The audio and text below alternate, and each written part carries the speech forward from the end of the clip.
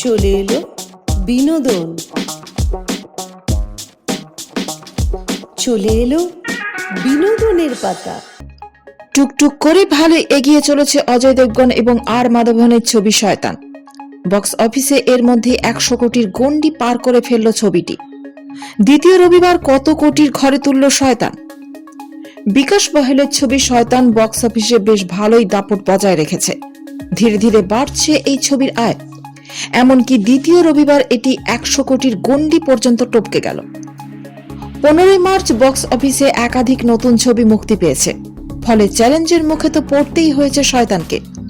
তবুও সে দমে যায়নি, বরং দ্বিতীয় রবিবার এই ছবিটি বক্স অফিসে 9.75 কোটি টাকা আয় করে 100 কোটির গণ্ডি টপকেছে।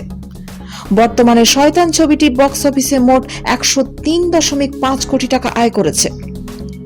এক রিপোর্টে জানানো হয়েছে অজয় দেবগন অভিনীত শয়তান ছবিটি বক্স অফিসে প্রথম সপ্তাহে 79.75 কোটি টাকা আয় করেছে।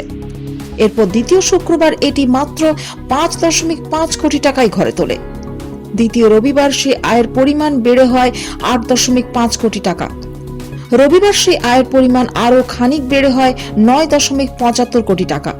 ফলে বর্তমানে এই ছবির মোট আয় গিয়ে দাঁড়িয়েছে 103.5 কোটি টাকা। শয়তান ছবিটির পরিচালনা করেছেন বিকাশ বহেল। এটি আদতে একটি গুজরাটি ছবি ব্যাসের রিমেক। এখানে মুখ্য ভূমিকায় অজয় দেবগন ছাড়াও আছেন আর মাধবন, জ্যোতিকা, জানকী, বডিওয়ালা, অঙ্গদরাজ প্রমুখ। ইতিমধ্যেই এই ছবি নিয়ে চর্চা তুঙ্গে। নজর কেড়েছে আর মাধবনের দুর্ধর্ষ অভিনয়। কালা জাদু এবং ক্ষমতার লোভ কি করে প্রতিরোধ করে একজন বাবা তার মেয়েকে বাঁচায়, সেই গল্পই বলেছে এই ছবিটি।